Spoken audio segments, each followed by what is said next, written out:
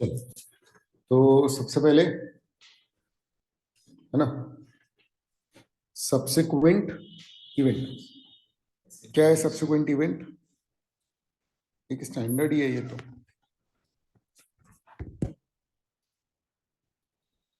Number नहीं है इसमें। एक सेकंड। हाँ धीरज। हाँ गुड।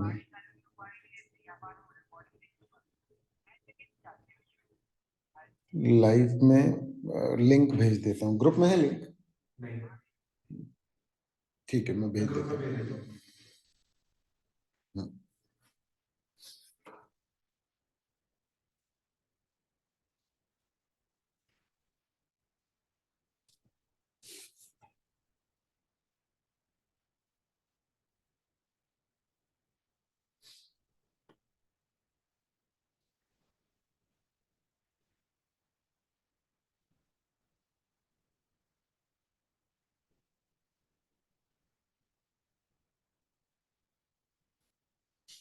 ठीक है।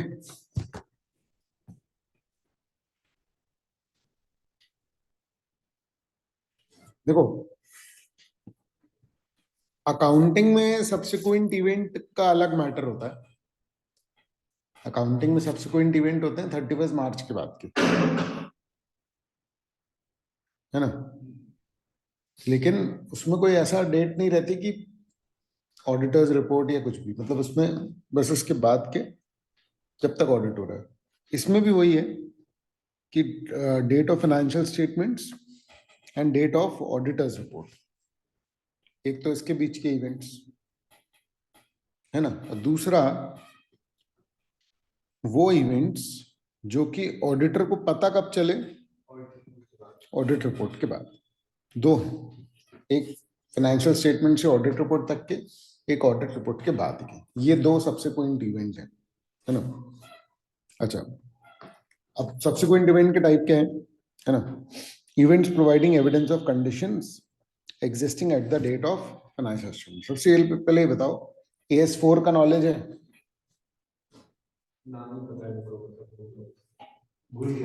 Contingencies and events occurring after the balance sheet date. तो वो जो है ना, contingencies and events occurring after the balance sheet date, उस अकाउंटिंग स्टैंडर्ड में एक्चुअली में ये बोला है कि कुछ कई बार क्या होता है कि अकाउंट फाइनलाइज बाद में होता है, ठीक है ना।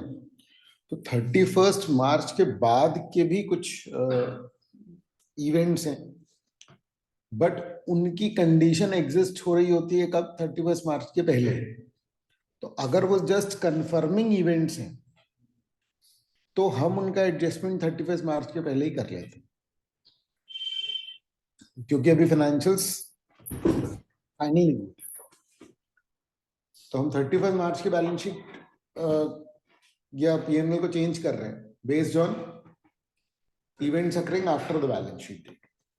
वही बोल रहा है, बेसिकली कोई डेटर हो 31 मार्च के बाद बैंकरप्ट, यही वाला एग्जांपल है उसमें AS4 में भी, कि वो बैंकरप्ट हुआ 31 मार्च के बाद, लेकिन तो हम उसका प्रोविजन जो है वो 100% का पहले ही बना लेंगे, क्योंकि वो कंडीशन एग्जिस्ट कर रही थी कब? पहले 31 मार्च के पहले। तो वो यही बोल रहा है कि ऐसे इवेंट्स जो कि एविडेंस दे रहे हैं for condition existing at the date of financial statement. समझ में आ रहा है? तो कौन सी कंडीशंस की बात चल रही है जो एग्जिस्ट कर रही थी डेट ऑफ फाइनेंशियल स्टेटमेंट? जैसे कि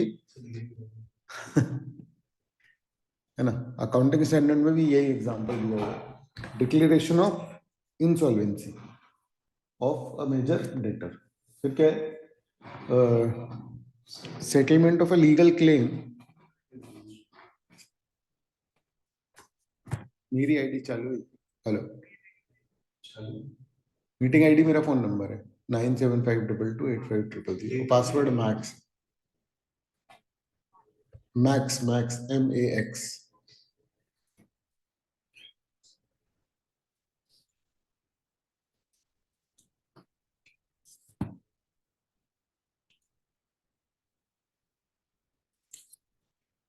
उसमें लिंक पे नहीं, जूम पे क्लिक किया होगा। हो सकता है फोन से ना आ रहा हूँ, डेस्कटॉप से ज्वाइन कर रहा हूँ। नहीं तो लैपटॉप से किया था मैं तो आ गया था direct। लेकिन लिंक व्हाट्सएप नहीं खुला होगा ना। ठीक है, तो ये जो वो इवेंट्स हैं, ये वो इवेंट्स हैं जो क्या कर रहे हैं, एविडेंस दे रहे हैं अबाउट द कंडीशन जो कि ऑलरेडी एग्जिस्ट कर रही थी कब, फाइनेंशियल स्टेटमेंट के टाइम, है ना। अच्छा, अब अगर इवेंट्स वो वाले हैं जो कि एविडेंस दे रहे हैं किन कंडीशन के, after the date of financial statements, तो कंडीशन ही कब आई थी, फाइनेंशियल स्टेटमेंट के नए फाइनेंशियल ईयर का हो गया। अरे समझ, जैसे issue of new share capital, planned merger और destruction of substantial inventory due to fire, ये इवेंट्स उन चीजों के बारे में एविडेंस दे रहे हैं जो फाइनेंशियल स्टेटमेंट के बाद जो अगले फाइनेंशियल ईयर में ही आए, राइज ही बात नहीं है ना। तो ये सब्सिक्वेंट इवेंट है जिनकी बात चल रही है। अच्छा, इंपॉर्टेंस क्या है, subsequent event can impact the accuracy and completeness of financial statement. ठीक है, क्या बोल रहा है, ये तो एसेट्स को इम्पैक्ट कर सकता है ना। अच्छा, they may require adjustment to financial statement और डिस्क्लोजर, दो चीजें होती हैं। इवेंट भले बाद में हुआ है, लेकिन हो सकता है कि उसकी रिक्वायरमेंट हो फाइनेंशियल स्टेटमेंट में एडजस्ट करने की, क्योंकि अकाउंटिंग स्टैंडर्ड ऐसा बोल रहे हैं, है ना। और या तो फिर सिर्फ डिस्क्लोजर की आवश्यकता हो।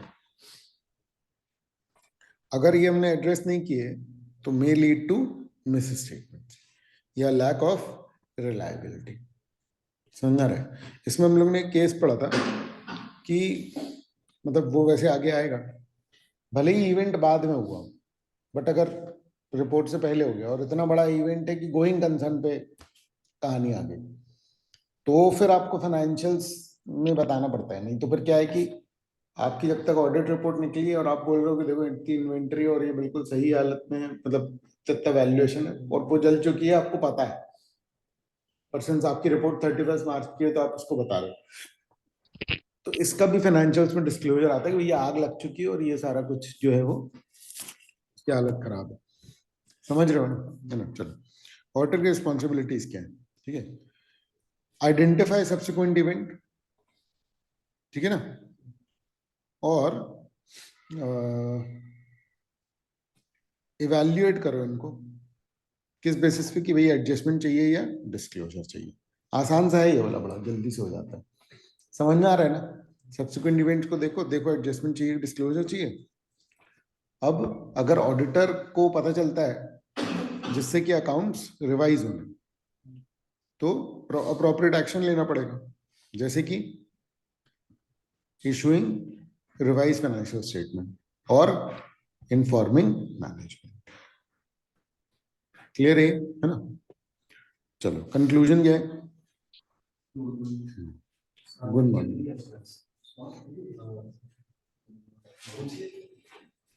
आप कल मैंने बोला था ना कि आज से लेट सब लोग टाइम, अच्छा उसमें भी लेट आए थे।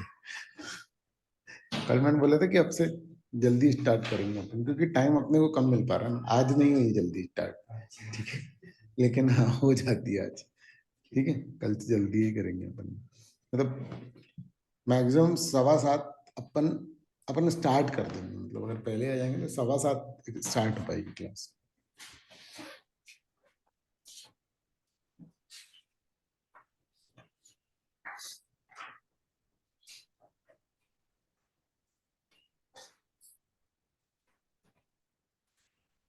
ठीक है, ये रीड कर लो फटाफट से।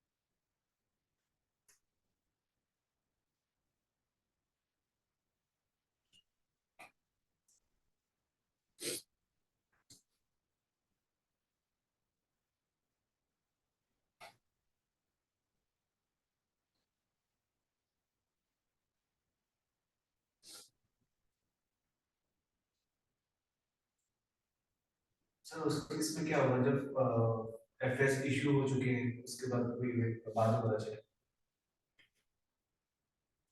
अभी आएगा, अभी खत्म नहीं हुआ,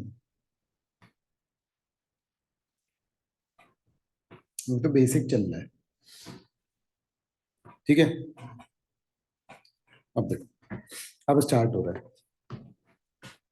ठीक है ना। तो ऐसे 560 outlines the auditors responsibility concerning subsequent events.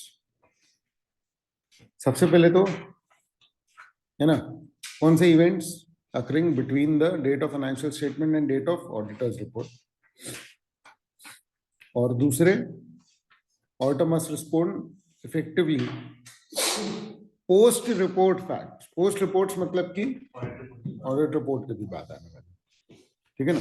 अब वो इवेंट्स जो कि between the date of financial statement date of auditors report वाले। तो सबसे पहले उन इवेंट्स को आइडेंटिफाई करो जिसका कि एडजस्टमेंट या डिस्क्लोजर रिक्वायर्ड है। ठीक है ना। प्रोसीजर परफॉर्म करो ऑडिट वाले to pinpoint events necessitating adjustment, मतलब बाद के हैं लेकिन जिनको एडजस्टमेंट या डिस्क्लोजर चाहिए। दूसरा, avoid redundancy by not repeating procedures if previously conducted once yield satisfactory conclusions। मतलब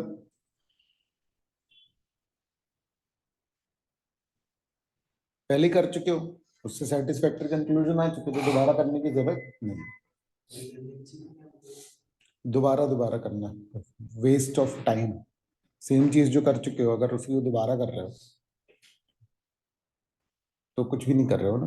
मतलब ये पढ़ाई की बात नहीं है, पढ़ाई में तो अपने को रिवीजन होता है। जैसे यहाँ पेंट हो गया और एक बार दोबारा से पेंट हो रहा है जबकि खराब भी नहीं हुआ है, तो ये रिडंडेंट है। समझ रहे हो ना। कैलकुलेटर से कैलकुलेशन कर लिया फिर मैनुअल उसको कर रहे हो तो रिडंडेंट। ठीक है, चलो टाइम पीरियड कौन सा कवर होता है। ठीक है ना। From date of financial statement to the date of auditors report. Clear है। अच्छा, अमेंडमेंट की क्या प्रोसीजर है। Execute necessary audit procedure on any amendment required. अगर चेंज रिक्वायर्ड है तो उसको अलग से आइडेंटिफाई करो कि भैया उसके लिए अलग से प्रोसीजर, अलग से ऑडिट एविडेंस सब आएगा। और exchange procedures to the date of new auditors report. अब देखो हमारी जो फाइनेंशियल हमारी जो रिपोर्ट होती है ना, वो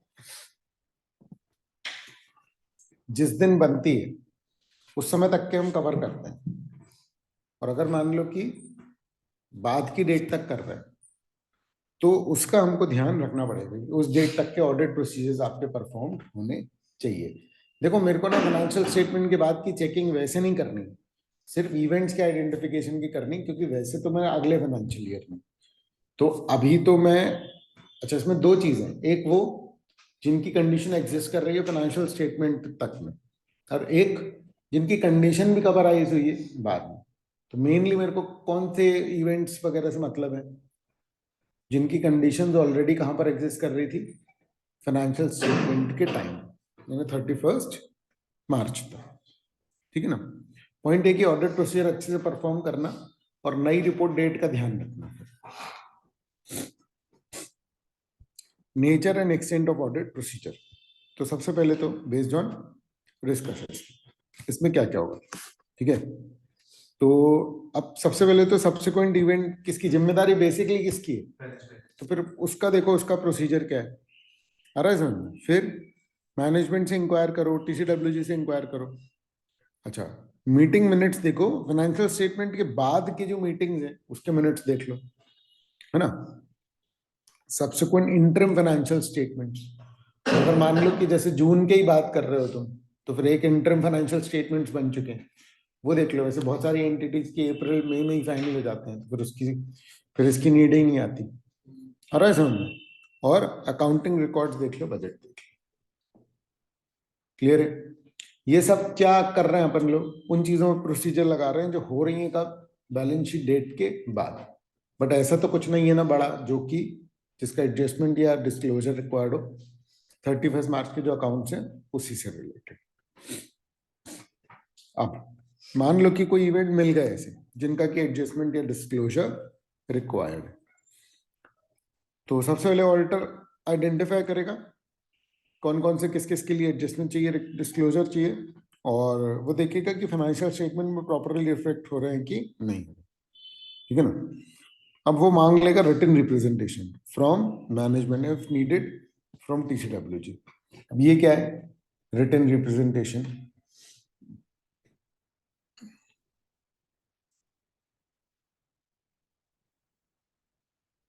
नहीं पता है, करा था ना अपन रिटन रिप्रेजेंटेशन। हाँ मतलब लेकिन है क्या?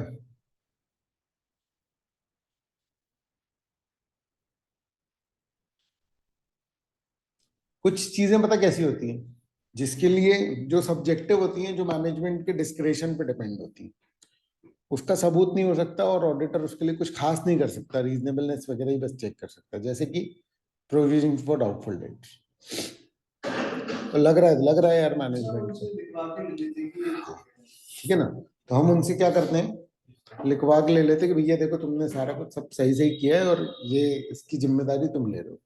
मतलब अपन ऑडिटर अपनी जिम्मेदारी नहीं छोड़ सकता, वैसे तो बहुत कुछ लिखवा लेते हैं रिटर्न प्रेजेंटेशन में। हम लोग जब साइन करवाते थे तो 15 पेज तक का जाता था, 15 पेज तक का रिटर्न रिप्रेजेंटेशन। हाँ मतलब करेंगे ही ना, क्योंकि उसमें बहुत जैसे इन्वेंट्री है तो उसका फिजिकल वेरिफिकेशन है, ऐसे कर करके बहुत सारे पॉइंट्स हो जाते थे। वो बिग फोर का था ना, मतलब नॉर्मली हो सकता है एक पेज का और बहुत सारी जगह पर हो सकता है लेते भी ना हो रिटर्न रिप्रेजेंटेशन, ठीक है ना। तो है ना, रिटन रिप्रेजेंटेशन अपन रिक्वेस्ट कर लेंगे, ये क्लियर है ना। अब understanding the date of financial statement are issued, ठीक है, तो reflects when audited financial statement and auditors report are made available to third parties, ठीक है, मतलब इशू हो चुके यूजर्स के लिए, ठीक है। अब देखो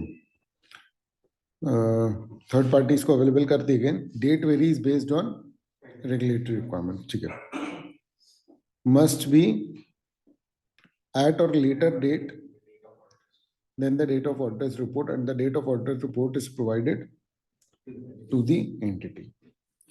तो अभी अपन लोग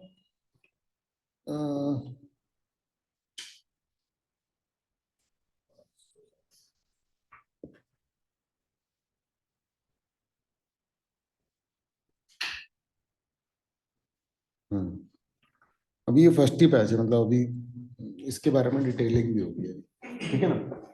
तो ये देखो कि ये date of financial statement issue, इसका क्या मतलब है, क्योंकि दो बातें होती है और थोड़ी सी डिटेलिंग है। आपको पता चला कुछ कि जिसका एडजस्टमेंट रिक्वायर्ड है और फाइनेंशियल अभी इशू नहीं है, एक सिचुएशन। सिचुएशन टू, आपको पता चले कुछ ऐसे इवेंट्स जिसमें कि एडजस्टमेंट रिक्वायर्ड है बट फाइनेंशियल स्टेटमेंट्स जो हैं वो इशू हो चुके हैं। तो बड़ी बात है। हाँ अरे समझ, तो उसके लिए भी लिखा हुआ है इसमें, तो शेयर होल्डर को जो पैसे आएंगे शेयर्स पे, फिर लास्ट उसमें ये लिखा है कि प्रिवेंट रिलायंस, न्यूज़पेपर पे दे दो या कुछ भी ऐसा। न्यूज़पेपर नहीं लिखा है इसमें, लेकिन हाँ उसमें लिखा है एक्शन टू प्रिवेंट रिलायंस। बहुत बड़ी चीज है, जैसे पहले शेयर्स खरीदे, देखो बड़ी चीज है। कानून जब बताएगा वो तो सब चीजें बताएगा ना, चाहे वो कभी ना हो।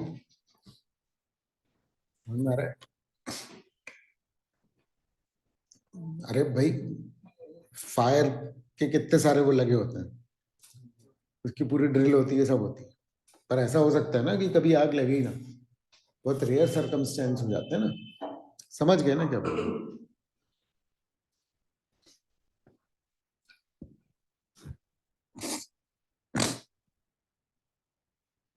ठीक है तो ठीक है, ये तो तुम लोग देख लोगे, अभी एमसीक्यू छोड़ रहे हैं अपन, पहले स्टैंडर्ड कंप्लीट कर रहे हैं, ठीक है। अब देखो, facts which become known to the auditor after the date of auditor's report, but before the date the financial statements are issued. मतलब ऑडिट रिपोर्ट के बाद और जब तक पब्लिक नहीं हो उससे पहले।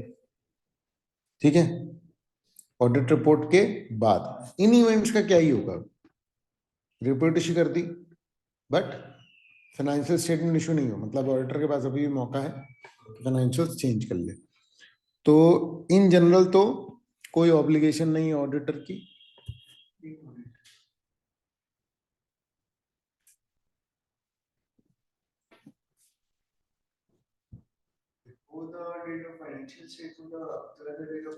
Before the date of financial statement issued, issue की डेट के पहले, शेयर होल्डर को बांटने के पहले, बट ऑडिट रिपोर्ट के बाद। बनने की तो 31 मार्च है ना भाई, फाइनलाइजेशन एक बाद की डेट में होगा फाइनेंशियल स्टेटमेंट, उसके बाद की डेट की ऑडिटर्स रिपोर्ट होती है, उसके बाद फाइनेंशियल्स इशू होते हैं। ऑडिट रिपोर्ट के साथ, ऑडिट रिपोर्ट के बाद फाइनेंशियल स्टेटमेंट इशू होने से पहले, एजीएम के पहले पहले हो जाते हैं ना फाइनेंशियल्स, बनने नहीं इशू की बात होती है। हाँ इशू तो एजीएम आते होती है ना, उसमें मार्च में पहले होती है। नहीं तो फाइनलाइज वो नहीं हुए ना, एजीएम थोड़ी पहुंचे अपन, एजीएम में तो अडॉप्ट कर लिए जाते हैं, भेज तो उसके पहले दिए जाते हैं ना नोटिस के टाइम पे, उसके जस्ट पहले की बात कर रहे हैं कि ऑर्डर के साइन हो गए और भेजे नहीं उस टाइम पीरियड के बीच। तो इन जनरल कोई रिस्पॉन्सिबिलिटी नहीं है ऑडिटर की, क्लियर है ना। बट अगर कोई बात पता चल गई ऑडिटर को जो कि कब की है, रिपोर्ट के बाद की फाइनेंशियल स्टेटमेंट इशू के पहले की, क्योंकि अगर उसको पहले पता होती तो ऑडिट रिपोर्ट कुछ और होती, तो फिर उसको कुछ एक्शंस लेने पड़ेंगे। क्या स्टेप्स लेने पड़ेंगे, मैनेजमेंट के साथ डिस्कस करो, टीसीडब्ल्यूजी के साथ डिस्कस करो, ये चेक करो कि क्या फाइनेंशियल स्टेटमेंट को सुधरवाने की जरूरत है, आ रहा है समझ, और ये देखो कि मैनेजमेंट किस तरीके से इस मैटर को फाइनेंशियल स्टेटमेंट में एड्रेस करने की कोशिश कर रहा है। बहुत ही बड़ी बात है, तो इससे भी एक और बड़ी बात है अभी तो, ठीक है ना। तो अगर मान लो कि अमेंड करने के लिए वो तैयार हो गया, तो बस फिर उस चेंज पे क्या कर लो, ऑडिट प्रोसीजर्स परफॉर्म कर लो, और अब वही है कि एक नई ऑडिट रिपोर्ट की डेट आ रही है, तो वहां तक अपने प्रोसीजर क्या कर लो, थोड़े से एक्सटेंड कर लो, है ना। अच्छा, इसमें सबसे खास बात पता क्या है, देखो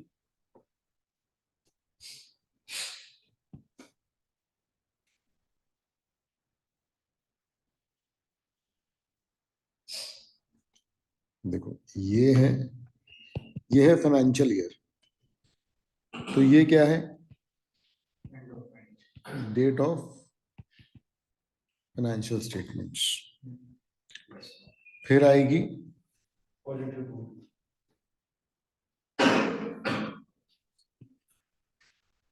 है ना,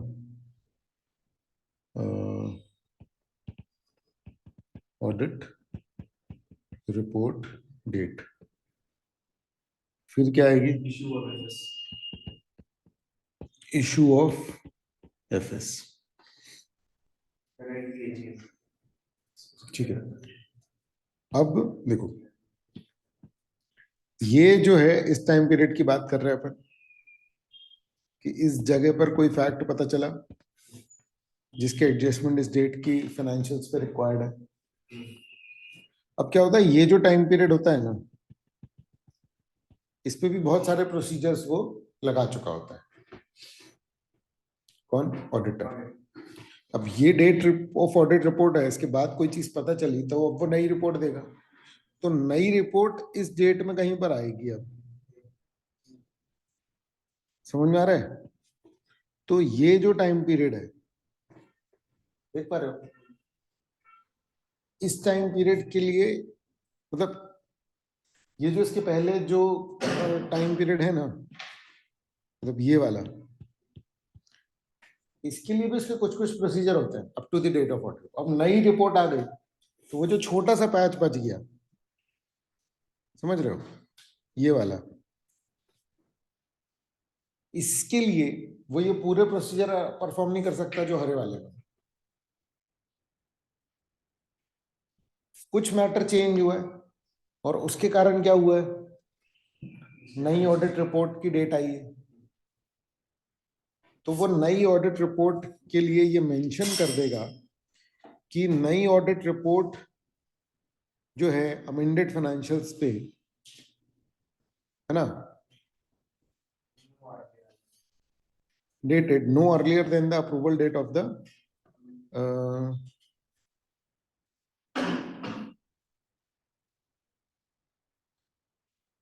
अच्छा, अभी तो इसमें वही लिखा हुआ है, मैं आगे की बात ही बता रहा हूँ। अभी बोल रहा है कि नई ऑडिट रिपोर्ट दे दो, है ना, dated no earlier than the approval date of the amended approval date of the amended financial, मतलब जब अमेंडेड फाइनेंशियल्स को उन लोगों ने अप्रूव किया उसके पहले की नहीं भाई। डेटेड नो वन नहीं लिखा है। नहीं नहीं, तो ऑडिट तो तभी होगा ना जब मैनेजमेंट उस अमेंडमेंट को क्या कर लेगी, अप्रूव कर लेगी, मतलब फाइनेंशियल चेंज हुए फिर मैनेजमेंट अडॉप्ट करती है। देखो उसके बाद इशू ऑफ फैक्टर्स के बाद हाँ, इसके बाद की एक डेट होती है जिसमें होता है मैनेजमेंट फाइनलाइजेशन ऑफ एफएस। समझ गए कि नहीं? उसके बाद ऑडिटर फाइनल करता है और फिर ऑडिट रिपोर्ट इशू होती है। तो अब जब अमेंड हुआ तो मैनेजमेंट को एक बार और करना पड़ेगा ना, और फिर एक नई रिपोर्ट आएगी। अरे देखो समझो, एक्चुअली अल्टीमेट अपन कहाँ पहुंचना ना, मैं वही बता देता हूँ, कोई बहुत खास बात नहीं। मेरे पूरे फाइनेंशियल्स थे, मैंने फाइनल किए, तुम ऑडिटर हो, ठीक है ना, तो पहले मैं फाइनल करूंगा, उसके बाद फिर 31 को के थे, फाइनल हुए 10 अप्रैल को, है ना, और तुम्हारा 15 अप्रैल को तुमको साइन करना है ऑडिट रिपोर्ट को। क्लियर है? अब लेकिन क्या हो रहा है कि तुमको एक बात पता चल रही है ना, तुमने 15 को साइन कर दिए, पर अब तुमको एक बात पता चल रही है जिससे तुमको लग रहा है यार यार कुछ अमेंडमेंट है, आ रहा है समझ में? तो पहले तो ये तुम डिटरमिन करोगे कि फाइनेंशियल स्टेटमेंट को चेंज करना है कि नहीं। तुमने मान लो ये कंक्लूजन निकाला कि हाँ करना है, तो तुमने चेंज किया फाइनेंशियल्स, लेकिन फाइनेंशियल्स में कुछ ही चीज चेंज हुई। अब तुम्हारे ये 15 दिन में भी कुछ प्रोसीजर लगेंगे, क्योंकि तुमने कब दी रिपोर्ट, 15 अप्रैल, तो ये 15 दिन के भी प्रोसीजर लगे। अब उस अमेंडमेंट के कारण, उस चेंज के कारण क्या होगा, मान लो 5 दिन और लगे, तो 4 दिन और लगे।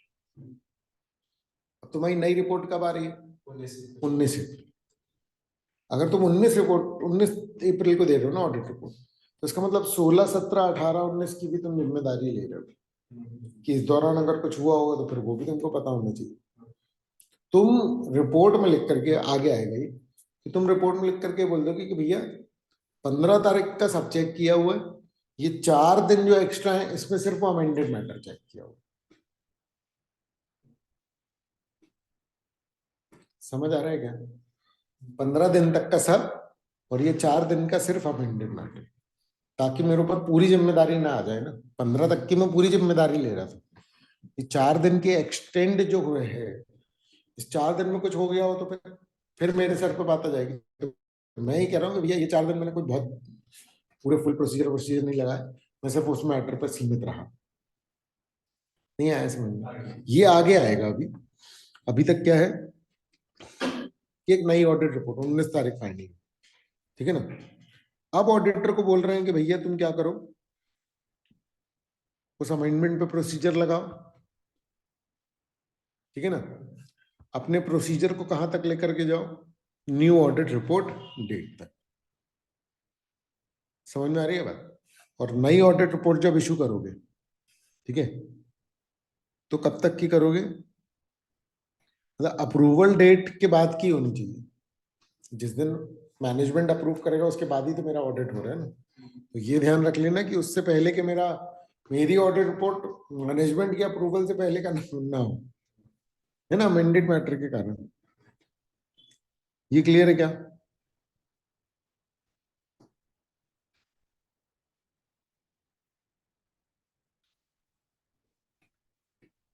एक सेकंड यार, ये अमेंड हो गया है क्या? क्योंकि ये तो बोल रहा है कि सीमित नहीं रहेगा, मतलब पूरे प्रोसीजर लेके जाओ 19 तक। मतलब अभी जो इसमें एक्सप्लेनेशन है इसके हिसाब से।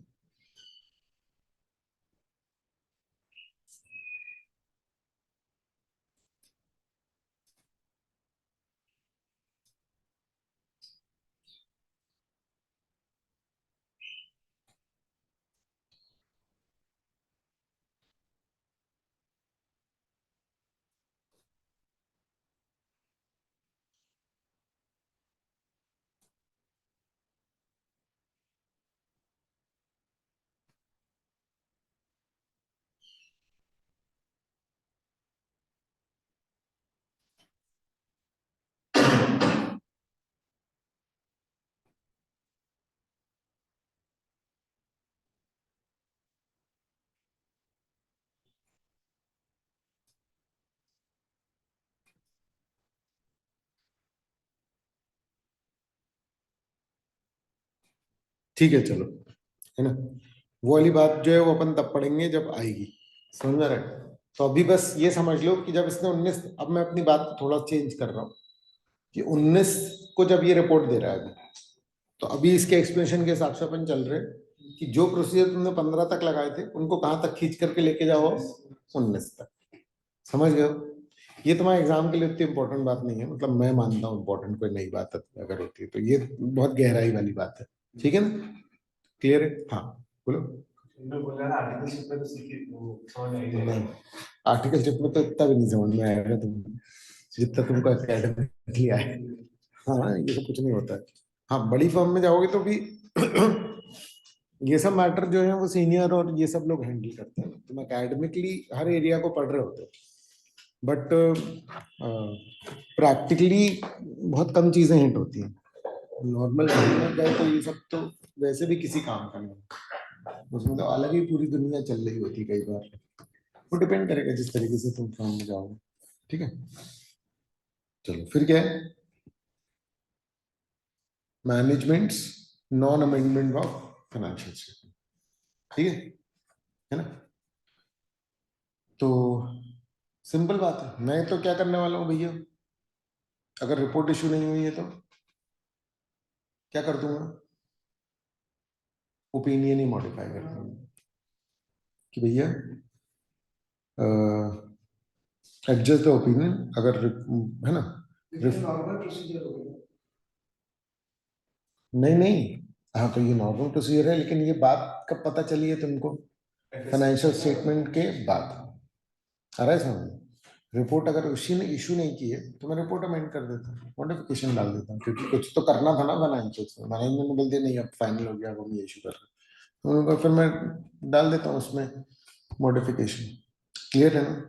दूसरा, मैनेजमेंट और गवर्नेंस को मैं क्या कर दूंगा, नोटिफाई कर दूंगा। आ रहा है समझ? ठीक है ना? कि वो जो रिपोर्ट मैं दे चुका हूँ, मान लो आप रिपोर्ट दे चुके हो, तो रिपोर्ट जो मैं दे चुका हूँ उसमें अमेंडमेंट करने के पहले मत, क्या मत करना, इशू मत करना। नोटिस के साथ ऑडिटर्स रिपोर्ट भी चली जाती है ना। मैं उसको बोल रहा हूँ रुक जा रुक जा रुक जा, चेंज हुआ ऑडिट रिपोर्ट में, तुम अपने फाइनेंशियल्स तो चेंज कर नहीं रहे हो, हमारी रिपोर्ट में चेंज। क्लियर है? अच्छा, अब मान लो कि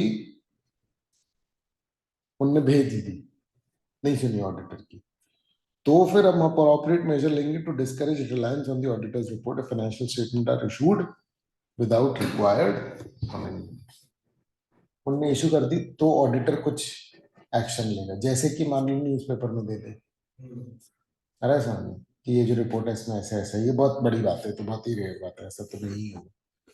समझना रहे, कंपनी भी कभी ऑडिटर ने अगर बोला है तो वो ऐसा नहीं करेगी, पर कुछ कुछ नाटक करते हैं कंपनी वाले, पता है। मतलब क्या होता है कि ऑडिट जब स्टार्ट होता है ना, तो अकाउंट्स ऑलमोस्ट ड्राफ्ट रहते हैं कि उनकी तरफ से फाइनलाइज होगा, फिर जब ऑडिट करते हैं तो उसमें थोड़ा थोड़ा सा चेंज होता है। फिर इस बात में गैप नहीं रखते ज्यादा कि जिस दिन मैनेजमेंट अप्रूव करे और जिस दिन ऑडिट रिपोर्ट साइन हो।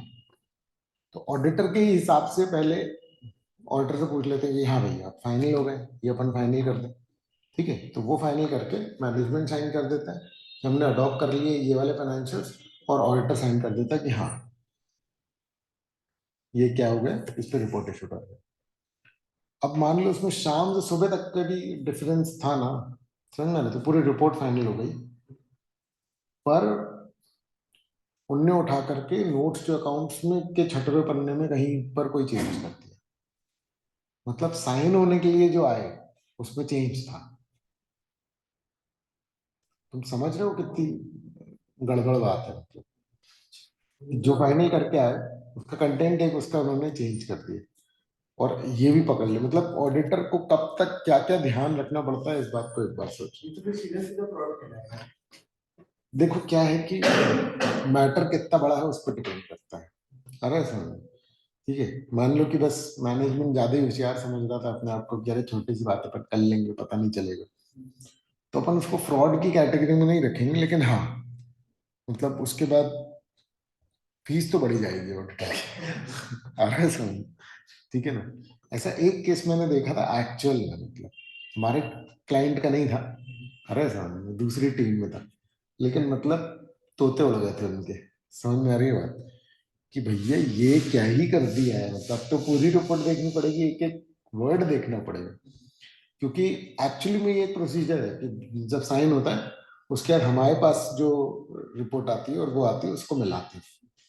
तो वो कई बार बंदा फॉर्मेलिटी में कर देता है, लेकिन इन दिस पर्टिकुलर केस उसने ध्यान रख लिया, अरे समझ में कि मिलाते समय की कोई चेंज तो नहीं। समझ रहे हो, मतलब उनके साइन वो करके आते हैं पूरे फाइनेंशियल, और उसी पे हम साइन कर देते हैं फिर, ऐसा। उनके साइन होके आए उसमें ही उन लोगों ने चेंज कर दिया था। हम्म? उसके बाद वो क्या था? नहीं पता, उतना फॉलो नहीं किया, लेकिन मतलब वो तो चेंज करवा दिया, क्लाइंट ऐसे नहीं रहते, वो उतनी बड़ी बात नहीं थी उस पर्टिकुलर केस में, बट हो सकती थी बड़ी बात। ठीक है ना, चलो ठीक है। अच्छा अब वही बात है, फाइनेंशियल स्टेटमेंट क्या हो चुके हैं इशू, और अब ऑडिटर को पता चल रही है, तो इन जनरल तो कोई ऑब्लिगेशन नहीं है ना, एक्सेप्शन अगर फैक्ट इशुएंस के बाद है, लेकिन ऐसा फैक्ट है जो कि अगर ऑडिटर को पहले पता होता तो ऑडिटर अपनी रिपोर्ट कुछ और बनाता, अगर ऐसा मैटर है, नहीं आया समझ में, तो फिर क्या होगा, मैनेजमेंट के साथ डिस्कस करो, वही से ठीक है, अमेंड करो, है ना, इंक्वायर करो कि मैनेजमेंट कैसे एड्रेस कर रहा है, अगर अमेंड कर दिए तो अमेंडमेंट पे नेसेसरी ऑडिट प्रोसीजर लगाओ, मैनेजमेंट के स्टेप्स देखो कि वो स्टेक होल्डर्स को किस तरीके से इन्फॉर्म कर रही है, ये नई बात है। अरे सर क्योंकि रिपोर्ट इशू हो चुकी थी, फ्रेश इशू हो रही है, फिर क्या, extend audit procedures to the date of new auditors report and provide a new auditors report on the amended FS. समझ रहे हो क्या बोल रहे हैं?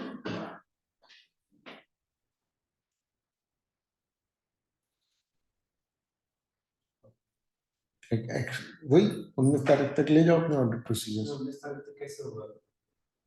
इसमें तो बहुत इशू हो गया उसके बाद, उसके बाद अच्छा हाँ, कब इशू हुए, इशू हुए मान लो कि 20 को, है ना, तो वही 25 तारीख को फ्रेश इशू हो रही है, तो अब दोबारा से इशू होंगे, और क्या,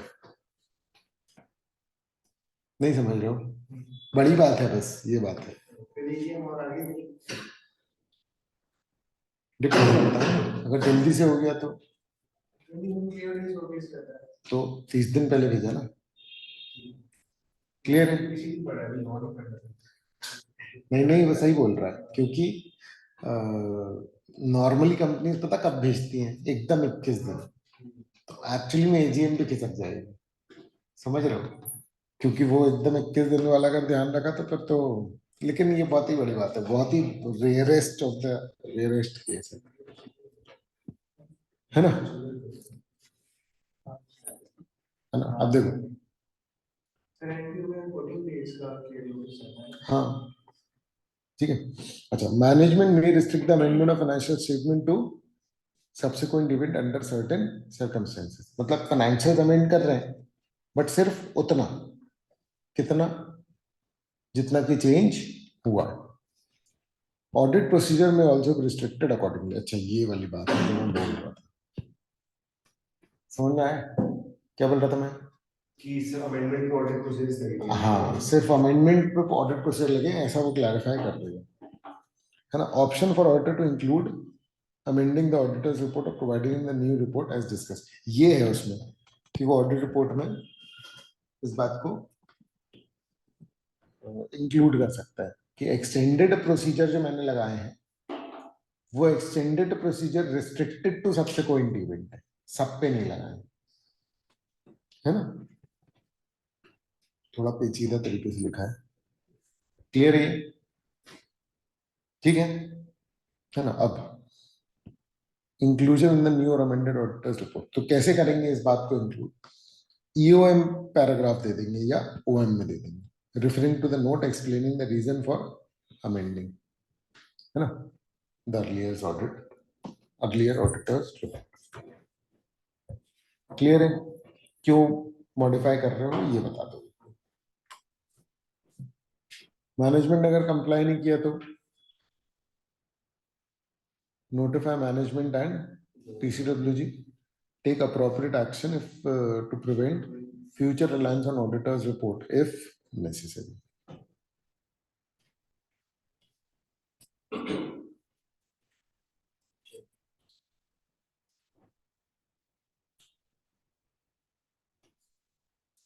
ठीक है, अब देखो ये थोड़ा शॉर्टकट है, ठीक है। Obtaining sufficient appropriate audit evidence. Overview of auditor's responsibility regarding subsequent event between date of financial statements and the date of auditor's report. ये थोड़ा एकदम वैसा वाला है, मतलब एकदम एक्शन प्लान टाइप का, ठीक है, कि ये सब कर लिया कि नहीं। देखो चेक बॉक्स सा लगा हुआ है, ये तुम्हारा मॉड्यूल के हिसाब से लगा हुआ है ना, जैसा मॉड्यूल में है। तो सब्सिक्वेंट सफिशिएंट ऑडिट एविडेंस ले लो रिगार्डिंग ऑल इवेंट्स अकरिंग, तो ये कर लिया है कि नहीं, है ना, जिसमें कि एडजस्टमेंट या डिस्क्लोजर रिक्वायर्ड है। Evaluation of the identified event, her identified event को क्या करो, देखो कि अप्रोप्रिएटली रिफ्लेक्ट हुआ है या नहीं। रिटन रिप्रेजेंटेशन ले लो, है ना, ठीक है ना। तो ये ठीक है, क्लियर है। अब after the date of auditors report but before they are issued, समझ में आ रहा है? ये कब तक का था? Up to the date of audit report, ये ऑडिट रिपोर्ट के बाद है ना, बट इशू के पहले। इन जनरल कोई ऑब्लिगेशन नहीं है, ठीक है। पोस्ट रिपोर्ट फैक्ट्स आइडेंटिफाई करो, क्लियर है, जिससे कि ऑडिटर की रिपोर्ट इम्पैक्ट हो जाती है अगर वो पहले से पता होते तो, है ना। फिर मैनेजमेंट का अमेंडमेंट चेक कर लो, तो ऑडिट प्रोसीजर करो अमेंडमेंट पे, एक्सटेंड करो प्रोसीजर और न्यू ऑडिटर्स रिपोर्ट दे दो। ये वही चीज पढ़ रहे हैं जो अभी पढ़ी है अपन लोगों ने, है ना। और अगर मैनेजमेंट अमेंड नहीं कर रहा तो ऑडिटर क्या करेगा? मॉडिफाई ओपिनियन, नोटिफाई मैनेजमेंट कि भैया रोक दो, अभी मत इशू करो, एंड टेक अप्रोप्रिएट एक्शन, ठीक है, कि भैया लोग रिलाय ना कर पाए अगर मैनेजमेंट ने फिर भी इशू कर दिया तो, ठीक है। लास्ट है क्या, अगर इशू कर दिए इतने सबके बाद भी, मुझे नहीं पता इस वाले स्टैंडर्ड को इतना एकदम ऐसा कैसे इन लोगों ने वो कर दिया है, मतलब इसके चेकबॉक्स चेकबॉक्स बना दिए ना, पूरा का पूरा स्टैंडर्ड दोबारा से ऑडिट प्रोसीजर के पॉइंट ऑफ व्यू से इन लोगों ने बनाया, है ना। तो अब कब? After the financial statements and report have been issued, no obligation general. तो identification of post issuance fact, कि अगर पहले पता होता तो ऑडिट रिपोर्ट आज कुछ और होती, आ रहा है समझ में। फिर मैनेजमेंट अगर अमेंड कर दिए तो नेसेसरी ऑडिट प्रोसीजर लगाओ, मैनेजमेंट के स्टेप्स देखो कि उन्होंने कैसे शेयर होल्डर्स को इन्फॉर्म कर रहे हैं, ऑडिट प्रोसीजर एक्सटेंड करो और न्यू ऑडिट रिपोर्ट दे दो। यही पढ़ा ना अभी, क्लियर है? और नई रिपोर्ट में क्या इंक्लूड करो, एम्फेसिस ऑफ मैटर, जिसमें कि क्या लिखो, reason for amendment of previously issued and the earlier report, कि क्यों अपन ये कर रहे हैं। क्लियर है? ठीक है। मैनेजमेंट अगर नहीं नेसेसरी स्टेप्स ले पाता तो मैनेजमेंट को बताओ, ठीक है, that the auditor will seek to prevent future reliance on the auditor's report। मैं पेपर में दे रहा हूँ भाई, ऐसे बोल देगा ऑडिटर, और मैनेजमेंट नहीं लिए तो ले लो फिर एक्शन।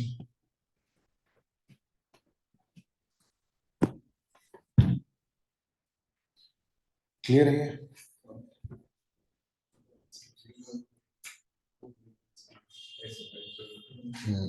तो ऐसे 570, ठीक है ना, इसको भी कर लेते हैं फटाफट से डिस्कस, एमसीक्यू घर में कर लेना तुम्हें। मेरे पास है आंसर्स, मैं अभी दे देता हूँ, ऑफिस में रखे हुए। क्या?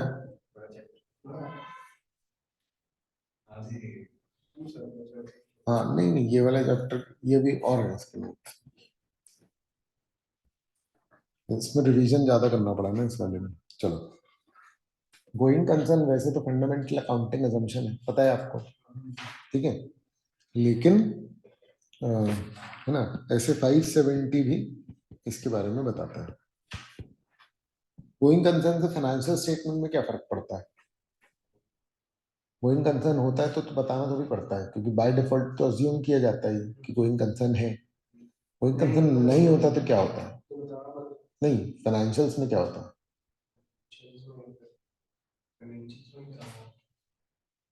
सब चीज एनआरवी पे आ जाएगी। हम फिक्स एसेट करंट एसेट का बाइफरकेशन ही क्यों करते हैं? Because we are assuming going concern. If there is no going concern, every value of balance sheet will be at NR, मतलब पूरे के पूरे फाइनेंशियल ही अमेंड हो जाएंगे, तो ये बहुत बड़ी बात है। आ रहा है समझ? तो ये इंडिविजुअल इवेंट पे बेस्ड नहीं है। ऑडिटर जो है वो इन जनरल गोइंग कंसर्न पे जिन जिन चीजों के कारण डाउट देख रहा है उन सबका उसको डिस्क्लोजर देना पड़ेगा, क्योंकि ये बात किसको पता होनी चाहिए? इन्वेस्टर्स को। तो बहुत सारी चीजों को देखेगा कि भैया अगर इसमें प्रॉब्लम हो उसमें प्रॉब्लम है, तो आप फाइनेंशियल्स में भी डिस्क्लोज करो। आ रहा है समझ? और वो क्या क्या चेक कर लेगा गोइंग कंसर्न के लिए, ये सब प्रोसीजर जो है वो इसमें इंक्लूड किए गए। क्लियर है? तो सबसे पहली बात तो कि ये क्या है, एक फंडामेंटल अकाउंटिंग अजम्पशन। क्लियर है? इसका assumption है कि एंटिटी चलती रहेगी, है ना, और अभी नियर फ्यूचर में कोई बंद करने का ऐसा ना प्लान है और ना ही ऐसे कुछ प्रोबेबिलिटी। क्लियर है? सिग्निफिकेंस पूरे फाइनेंशियल्स बनाने में गोइंग कंसर्न का क्या सिग्निफिकेंस है? फिक्स्ड एसेट करंट एसेट का बाइफरकेशन इस बेस पे, पूरी बैलेंस शीट का कॉन्सेप्ट ही इस पर बेस्ड है। क्लियर है ना? फाइनेंशियल स्टेटमेंट इसी assumption में प्रिपेयर किए जाते हैं। It affects the presentation and valuation of assets and liabilities. Clear है? क्लियर है ना कि ये है, तभी ये होता है, हमको बाकी अलग से बताने की जरूरत नहीं पड़ती, बिकॉज इट इज अज्यूम्ड। ठीक है ना? इम्पैक्ट ऑन फाइनेंशियल स्टेटमेंट, तो असेट लायबिलिटीज इसमें प्रिपेयर किए जाते हैं कि भैया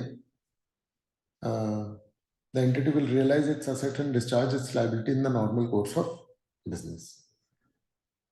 ठीक है? फिर क्या है? Going concern versus liquidation. Going concern basis में हम किस पे रखते हैं? Expected future realisation and settlement. Liquidation basis में क्या होता है? एक्सपेक्टेड लिक्विडेशन वैल्यूज, है ना, एंड लायबिलिटीज में भी रिकॉग्नाइज एट सेटलमेंट अमाउंट। ठीक है? देखो, एक्सपेक्टेड फ्यूचर, हाँ नहीं, ये एनआरवी नहीं है, नीचे में है ना एनआरवी।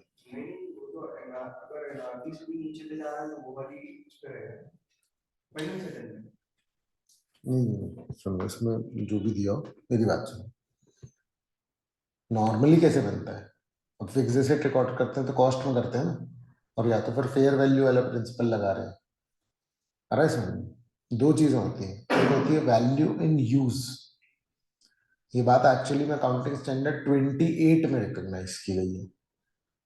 ठीक है, इम्पेयरमेंट ऑफ एसेट करके पढ़ा है क्या? नहीं होगा ना तुम लोग को, अब आ गया है वो इंटर में।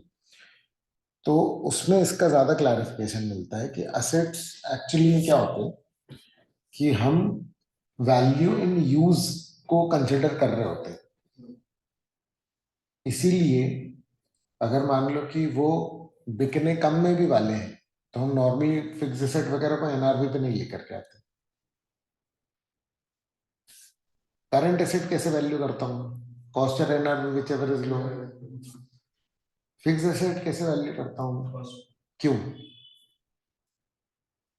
उनका एनआरवी कम है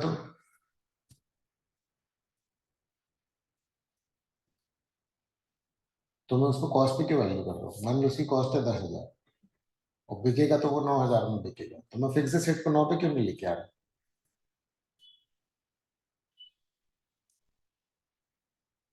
क्योंकि मैं उस एसेट को यूज करके 10,000 से ज्यादा रुपए बना लूंगा। वैल्यू इन यूज, ये कॉन्सेप्ट है एस 28 का, समझे? Impairment of asset. तो उससे एसेट का रियल कॉन्सेप्ट पता लगता है कि हम फिक्स एसेट में ये कॉन्सेप्ट क्यों नहीं लगाते। करंट एसेट में कॉस्ट और एनआरवी विच इज लोअर क्यों लगाते? क्योंकि अभी बिकने वाला है। करंट एसेट का गोइंग कंसर्न नहीं है, फिक्स एसेट का गोइंग कंसर्न है। इस कारण से मैं उसको ज्यादा वैल्यू पे भी दिखा पा रहा हूँ जितने में वो बिकेगा। पर अगर मान लो कि गोइंग कंसर्न नहीं है, मतलब ये बिकने ही वाला है, मतलब वैल्यू इन यूज का मेरे लिए कोई मतलब नहीं है, क्योंकि मेरा फ्यूचर है ही नहीं जिसमें कि मैं इसको यूज कर पाऊँ, इसलिए मुझे उसको किस पे लेकर के आना पड़ता है फिर। इतनी डेप्थ में खैर कोई डिस्कशन का मतलब नहीं है, क्योंकि ये 28 है नहीं, लेकिन फिर भी लगा पता होना चाहिए। बताओ क्या बोल रहे थे? यही पूछना था कि अब कोई टेंशन नहीं है तो क्या? तो फिर वो सारे सब करेंट हो गए ना, सारे एसेट करेंट एसेट। कैसे बढ़ गई अगर इंटरव्यू आ गए तो? नहीं नहीं, फाइनल में ऐसा नहीं है कि नहीं ही होगा, ठीक है ना? हाँ, उसमें इंडिया और आई एफ आर एस, ठीक है। चलो, अब फाइनेंशियल रिपोर्टिंग इम्प्लीकेशन। ठीक है, तो जो मैं बोल रहा हूँ ना उसका ध्यान रखना, क्लियर है? तो फाइनेंशियल रिपोर्टिंग के implication, inventory valuation. Inventories may need to be written down if they're expected to be sold at lower price. Cost or render whichever is lower, इसमें तो कुछ है नहीं। Asset valuation, इनको हो सकता है कि रिवैल्यू करना पड़े based on the prices they are likely to fetch upon liquidation। समझ गए नहीं कि गोइंग कंसर्न नहीं है तो असेट को क्या करना पड़ेगा? मैनेजमेंट असेसमेंट, अच्छा मैनेजमेंट असेस करेगी कि भैया एंटिटी गोइंग कंसर्न है या नहीं, ये सबसे मेन। तुमको खुद को तो लगे थे क्योंकि बिजनेस का फ्यूचर है। ऑडिटर जो है वो मैनेजमेंट का असेसमेंट को असेस करेंगे। नहीं आया समझ में?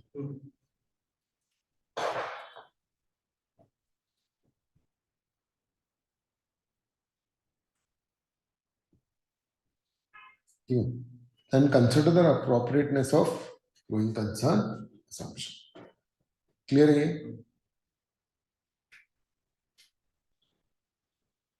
यहां तक का क्लियर हुआ? ठीक है, अब देखो,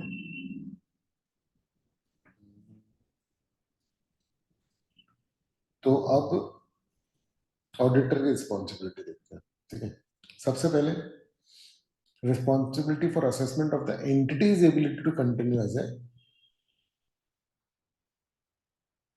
गोइंग कंसर्न। ये देख लो है कि नहीं, यानी एक तो मैनेजमेंट चेक कर रहा है, उसका उसकी चेकिंग चेक कर लो, और एक अपने हिसाब किताब देख लो। ठीक है, तो मैनेजमेंट बस assess entity's ability to continue as a going concern considering future uncertainty. मतलब किसको असेस करना? मैनेजमेंट को। नहीं नहीं नहीं नहीं, हर में नहीं करना, ये तो कंडीशन राइज होगी ना। इन जनरल तो हम देखेंगे ही ना, समझ रहे? मतलब अब जो 31 मार्च को पेटीएम की रिपोर्ट बनेगी, उसमें गोइंग कंसर्न के नोट्स मिलेंगे आपको ऑडिटर्स रिपोर्ट में। समझ में आ रही है बात? क्लियर लेवल पर मिलेंगे, ठीक है, क्योंकि भाई इतनी बड़ी बात हो गई है ना। तो इस ऐसी स्थिति में अपन क्या करते हैं, गोइंग कंसर्न का असेसमेंट करते हैं। ये तो खैर एकदम लिस्टेड पे आ गई गोइंग कंसर्न की बात। बाकी एक नॉर्मल कंपनीज में भी गोइंग कंसर्न का होता है, कोई भी बड़ा इवेंट हो सकता है। अब जैसे कोविड आया है ना, कोई नई टेक्नोलॉजी आ गई तो पुरानी कोई एकदम ही रिडंडेंट हो जा रही है। आ रहा है ना समझ में? जैसे पहले भी कमांड प्रॉम्प्ट चलता था। हाँ, पता है ना, मतलब जब तक जीयूआई नहीं आया था, जैसे कि वो ग्राफिक यूजर इंटरफेस, माउस का यूज जब तक नहीं आया था, तब तक कीबोर्ड से ही पूरा करना पड़ता था। वो ब्लैक स्क्रीन रहती थी, उसमें टाइप करना पड़ता था, उस तरीके से फाइल सिस्टम था पहले। तो फिर जो कुछ लोग उसको सिखा रहे होते थे, जैसे जीयूआई आया तो इन सबके गोइंग कंसर्न पे क्या हो जाएगा, सवालिया निशान नहीं आया समझने के लिए। अब तो पता नहीं रहेंगे कि नहीं रहेंगे टाइप्स। कोडिंग उसी में होती है, सीएमडी में। कोडिंग थोड़ी सीखते थे लोग, नहीं, तब नहीं सीखते थे। यूजर एंड सीखते थे। अब कोडिंग सीखते हैं ना उसमें, मतलब कोडिंग तो उस समय ही सीखते थे, बट उसका मेन यूजर एंड भी वही था। अब आज की डेट में यूजर एंड तो चेंज हो गया ना पूरा।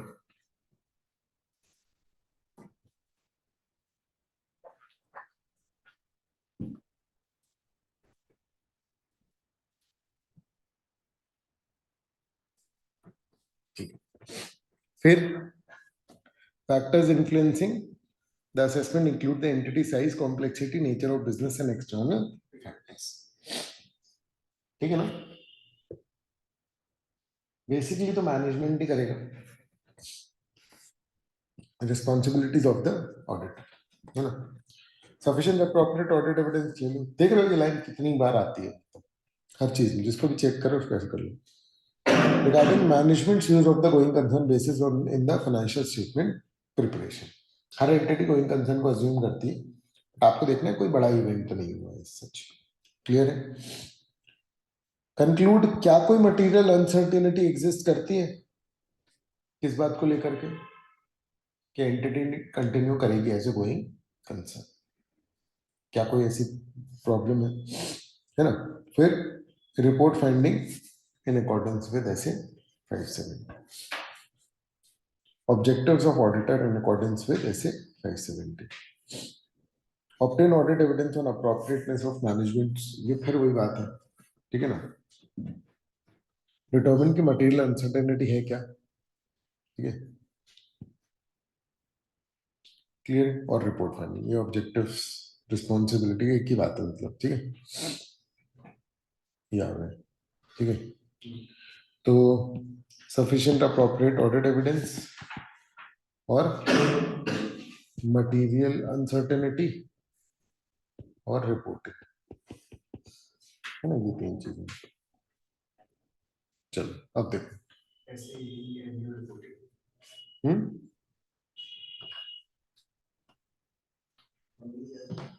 अरे कुछ नहीं, ऐसे ही लिख दिया है यार, sufficient appropriate audit evidence, material uncertainty, मतलब मेन मेन वर्ड को मैंने वो कर दिया। ऑलरेडी ये तीसरी बार आ रहा है, तो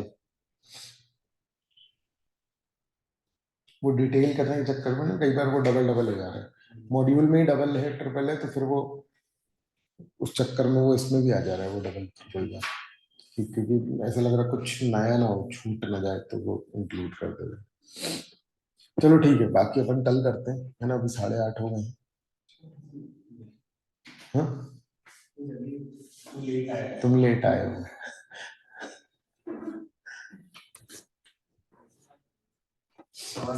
एक स्टैंडर्ड अपन ने पूरा कर लिया, लेकिन कोई बहुत बड़ा नहीं था वैसे।